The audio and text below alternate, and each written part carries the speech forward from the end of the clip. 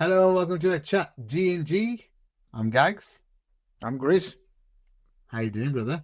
I'm doing all right. We need a better intro. We do.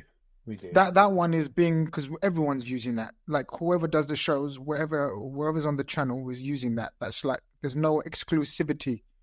What you mean the new music Yeah. intro thing? Yeah, we need a. Just creating one for us.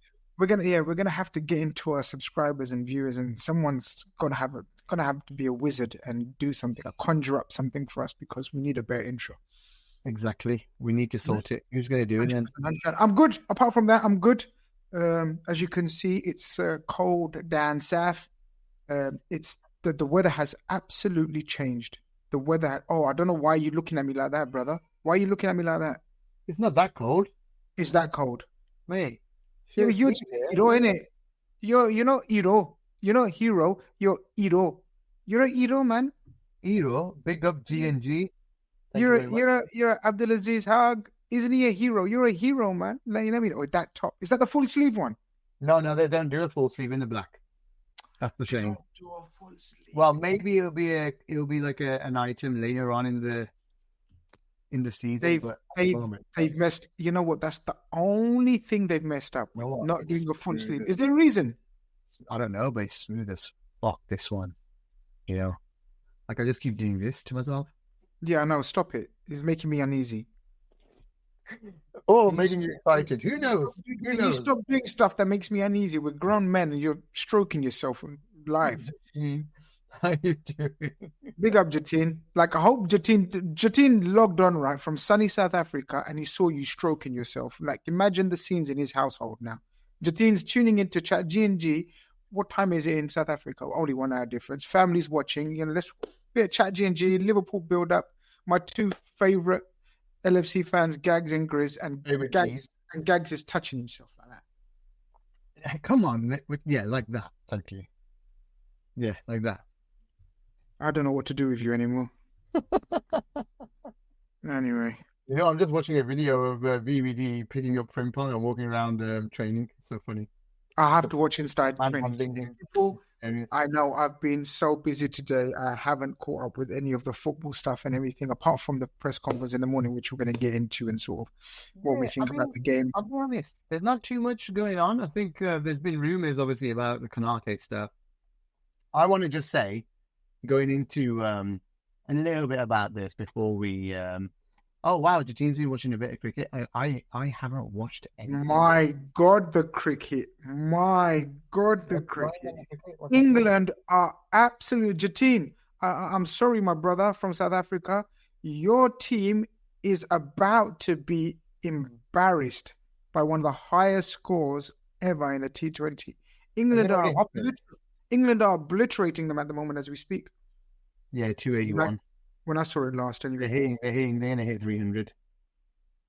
Wow. Yeah, Brooke. I mean, Phil Salt's gone mad. 133 or 56. Anyway, this isn't cricket chat. Yeah, wow. Pakistan won, though. Yeah, well, anyway, what I was going to say, we were going to talk, just to kick things off with, obviously, the Konate stuff that's going on. I just want to say before you go, or before I bring you in, is that there's no different really from my stance with the Trent stuff. You sign a contract, and then if the club can't convince you to stay, you're well within your rights to go at the end of the day. I actually am glad we didn't sell him this summer, because I think having him in the squad is really important for this season. And my biggest thing to you all that I worried about it is we were always planning to get rid of Diaz and Nunes last year. You know, throughout they think this was gonna happen. It is different to Trent Ali, but what I mean is it's still a free signing leaving, and people get pissed at it. But he's well within his rights to do that. But look at how we replaced Diaz and Nunes with Ekitike, Isaac, Wirtz. You know, I have full faith that whatever they're going to do next summer with the centre-back position, it's going to be So, like, I'm just more excited. I'm excited to have him for this year, and hopefully we achieve greatness again, like last year. And I'm excited to see what happens next, man. I'm not going to stress. We got the right people for the job. So last time we had a chat about contracts and the Trent scenario. Sorry, the first ever chat we had about this Trent scenario and contract. Me and you had a total opposite of opinions, kind of. Fast forward, how many months it's been? 6 months or whatever it's been, right? And my opinion aligns with you in this scenario, in this situation. For the first time and the last time, Ali, I'm going to agree with you. Don't get carried away and happy in the chat. I think this is different from the Trent situation. Yeah, definitely. Yeah, it's totally different. My biggest point that I stress, and it's my opinion. It's no information or fact or anything like that. It's my opinion. I think Ibu wants to stay, but is willing to go if we don't give him the right contract. Whereas Trent wanted to go regardless of what we throw at him, and we were throwing the world at him. So there's a huge difference.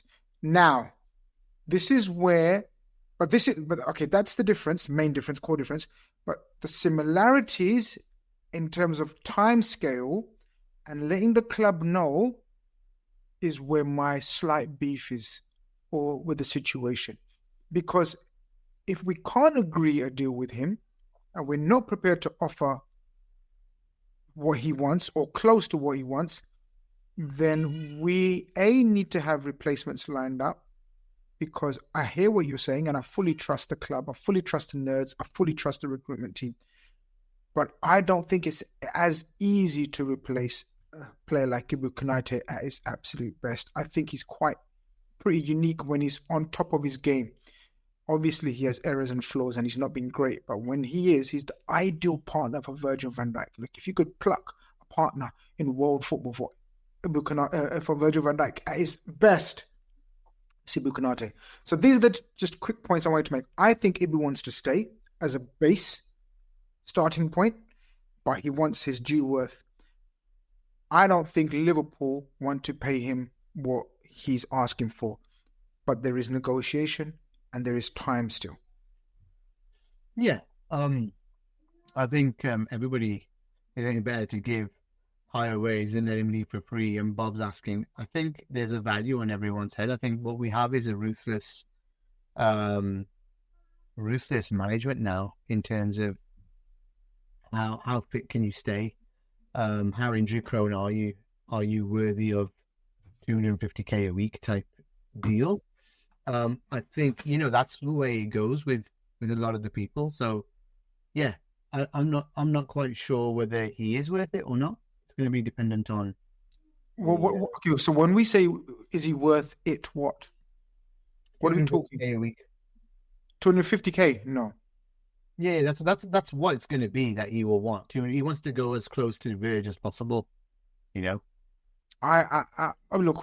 We must stress that we're speculating here. Yeah, of course. I'd say it's more closer to 200k he wants, and I'd say we're looking to offer him 130 at the moment. What's he on? He's on half that. Oh, right. So he's on 65-ish. He's on about 70-ish, yeah. Yeah, so 70. Double check that for me, someone, but I'm pretty sure we're willing to double his wage. Jump, right? We're willing to double his wage. He wants to treble his wage. So this is where we're at. Wow, they're saying he makes 3.64 million a year, so that's quite a bit, isn't it? So look, he is one of the remaining senior members of the team. He is remaining linchpin. His injury record has 70,000 exact. So there you go. We're prepared to double it, and he wants to triple it. I'm hoping that I'm not willing to give up on him like a lot of people are willing to, saying, "Oh, this, that." Obviously, him staying is the best thing. Like, there's no doubt. Like we don't have to if we don't have to replace him, it's better. That's the best thing. I think paying him those wages is well worth it. But me, I'm giving you the perspective of maybe what the management are thinking. I would think, yeah, he's with that. He has been, and Bob Paddock is saying he is, and he's as underpaid as Diaz was, yeah. And I think he's more vital to us than Diaz was. That's for sure, Brace DeVille, I love Edu, but he isn't as valuable as Virgil. Yeah, I don't think there's going to be very many that are as valuable. And we're getting live updates from the Cop Zone. 304 for 2. Wow. They just hit a test match score in 20 overs. Yeah. Crazy. That's unbelievable. What's happened to South Africa, man? Well, apparently they won the first one. They won the first one. This is to go 1-1. South Africa won the first one. I thought England were mad in that one as well. No, I heard. Oh, that's why I read. I need to keep in touch with the cricket, man. I'm bloody keeping up with the football. Never mind thing. Are we underpaying the character around the dressing room for Konate? He's a big name around the club. He is a massive influence on, I think, the youngsters. He brings a vibrancy. His character is spotless, is spot on. His personality, I don't think that's easily replaced. On top of that, I think we're getting carried away in terms of, we can replace him tomorrow. The reason why we recruited and scouted Ibu Konate and were willing to wait. Remember the circumstances around Ibu Konate, Gags? Mm-hmm. We, with Leipzig, he's 26. He's 26. Perfect age, man. Mm-hmm. I think we scouted Ibu thoroughly. We were prepared to take a risk with his injury situation. Remember at the time, he was very injury prone because we believed in this guy. I don't think the belief suddenly has gone. I think his injury situation has improved. I just think with the regime coming back into play, I think they have tried to stamp their authority in the last 12 months or so in terms of contracts and situations and not being held to ransom. And I think Ibu is just a victim of that timing, of that kind of renaissance in gaining control. Yeah. But I'm hoping that Ibu wants to stay and is willing to come down a notch, and I hope Edwards and Hughes are willing to go up a notch, and because I want to keep him. I'm not going to be around the bush. Rather that he keeps rejecting, and he's really is, and all the stuff out of Marsa. We kind of know Marco Marsa, how we really say, but I don't know whether you can believe it or not. Is that he wants them? I think he wants to be at Liverpool, but he's adamant that he wants to get his wage. There's a difference between not wanting to stay and then trying to rinse the club, right? As compared to wanting to stay but want to have your worth. I think he's in that camp. I think he's settled in Liverpool. I think he loves it at Liverpool. I think he genuinely wants to stay. Ali thinks he's more in the BBD Salah camp than it is the Trent, so he thinks he might stay. I mean, that would be interesting. To be honest, it saves us a hell of a lot of work. And with Guehi, pretty much, although Indy has thrown a bomber out there today. I don't know if you've caught up with Indy's tweet. Oh, Indy, looking at Indy since the window closed. What? He's a dust, man. Since the window closed, like, what's going to be interesting now? It's like, but he loves it. But we know Indy can make up something to keep us entertained. But that's the problem. It's making it up now. Yeah, but it's entertainment still. He's in the industry. Hit me with it. He has indicated, or he has indicated, anyway, that Chelsea have met his reps today. Guehi's. Yes. That's really good because I had it lined up. So, I don't know about that or not. I think there's a lot of rumors and a lot of news out there that Liverpool aren't going to go back for him. But in January. In January. Not going back for him. Don't give heart attack to the fan base. Yeah, not going back for him in January, but I actually think that's not true. I agree as well. I think it's dependent. I think it's dependent on a few factors, but I think it's a huge power play like from our side, like, okay, you fucked with us, no problem. We're gonna do it at our own pace, our own price, our own accord. Anyone who's transfer savvy, like who's been in, just reads this shit a lot, or has been in it, or hears the news a lot, or hears the inside stuff a lot, like you do. This is a pure negotiation tactic, leaking it to Joyce and Co. that Liverpool won't be going back in January. They're going to get him for free in the summer. They're literally just playing on Parish's words, his own words, folks. You have to think about it. We don't want to lose this guy for free. We cannot lose this guy for free. So honestly think they will get some money for him in Jan. They will. They won't get 20 million that they want, or 15 million that they want. Between 10 and 15 million. But they will get some money for him in It will be Jan. minimum 10 million, it will be maximum 15 million. And do you all think after as far as he got with Liverpool, like doing interviews, everything, shaking probably the manager's hand, shaking Richard Hughes' hand, and you see the human being he is, a man of his word, do you really think he's going to go anywhere else? Do you really think if Liverpool are back in Jan, he's going to go anywhere else? Not if we're back in for him. Yeah, but we're back. If we're not, but I that's right. I don't think we will. I don't think we would do that to him. I don't think we do it to ourselves, Gags. Yeah. It's not only about him, it's about us. We need Mark Guehi. Yeah, we do.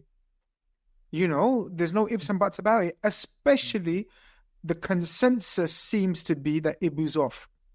It's not my opinion, but the consensus seems to be that he's done. So if that's the case, then Mark Guehi becomes imperative, Gags.